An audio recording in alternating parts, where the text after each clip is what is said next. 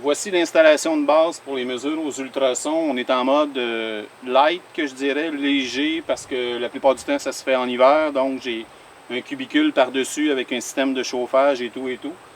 Mais là, l'été, en mode allégé, donc j'ai mon appareil ultrason.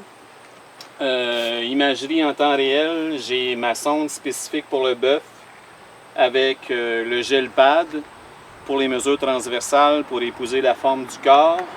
J'ai mon rasoir à batterie pour raser la zone à mesurer pour avoir le meilleur contact possible.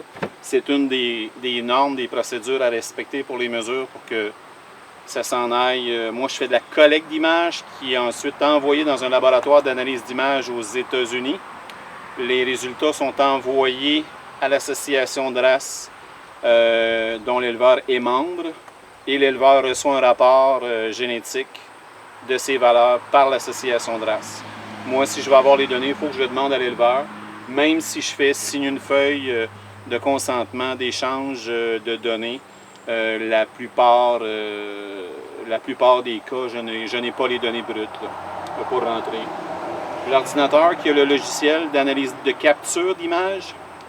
Je pourrais aussi avoir une version pour faire l'analyse d'image moi-même. C'est une clé qu'il faut mettre dedans, qui a des licences qu'on paye pour chacun. Je pourrais faire l'interprétation moi-même, mais ce ne serait pas accepté par les associations de race. Il faut que ce soit vraiment par un laboratoire d'analyse accrédité aux États-Unis que les associations de race acceptent. Mais je pourrais très bien, un parc d'engraissement est intéressé à juste pour des épaisseurs de gras ou juste pour du persillage, du marbling. Je pourrais acheter la version du logiciel qui me permettrait tout de suite à côté de la balance de faire mon tracé de surface, l'épaisseur de gras et puis les mesures de gras intramusculaire, l'estimation du gras intramusculaire. On utilise de l'huile végétale comme couplant pour avoir un bon contact avec la peau de l'animal. J'ai un pad dont je mets les poids dessus parce que ça me prend les poids plus ou moins 7 jours de ma prise de mesure pour les associations de race. Dans la plupart des cas, comme Station Saint-Martin, on a les poids la journée même que je fais les ultrasons. Je fais des clients qui sont au PATBQ supervisé, donc je fais la pesée supervisée au moment de la prise de mesure aux ultrasons, la hauteur aux hanches, des choses comme ça. Donc on essaie de tout faire en même temps à l'âge de 1 an. Là. On a des chartes selon les races. Il y a un âge minimum et maximum là, qui joue de à peu près 330 jours à 440. En gros, c'est en quoi ça consiste. Ça prend une cage de contention pour tenir l'animal immobile. Pas nécessairement une cage hydraulique.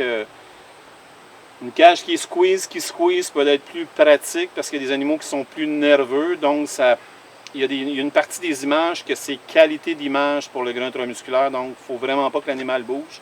Puis une autre partie que c'est pour des surfaces ou des épaisseurs. Donc, les landmarks, les points de repère, il faut qu'ils soient là, mais si l'image n'est pas tout à fait claire, pourvu que j'ai les contours, les épaisseurs, les membranes, ça suffit pour les mesures.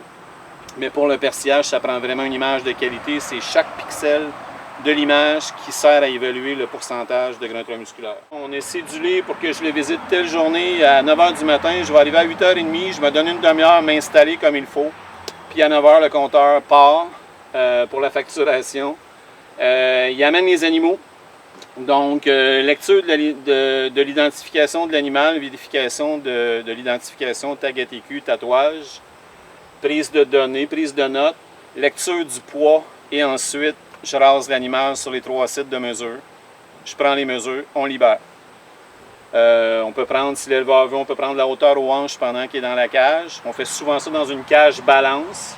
Et puis, il y a des éleveurs qui vont prendre eux-mêmes leurs mesures scrotales ou qui vont faire juste un spot check, à savoir que les deux sont là, tout simplement.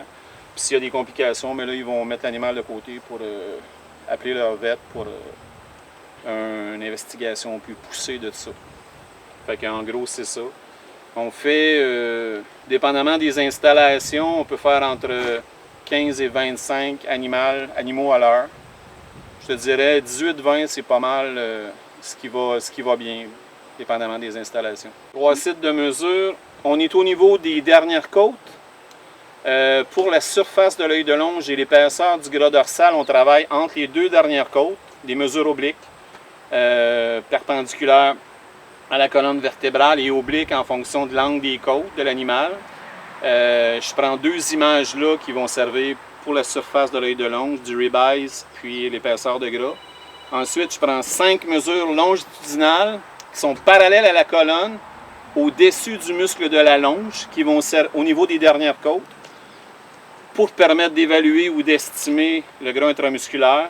Puis un troisième site qui est facultatif en fonction des associations de race, c'est l'état d'engraissement, la mesure du gras sur la croupe, qui est utilisée pour l'état d'engraissement de l'animal.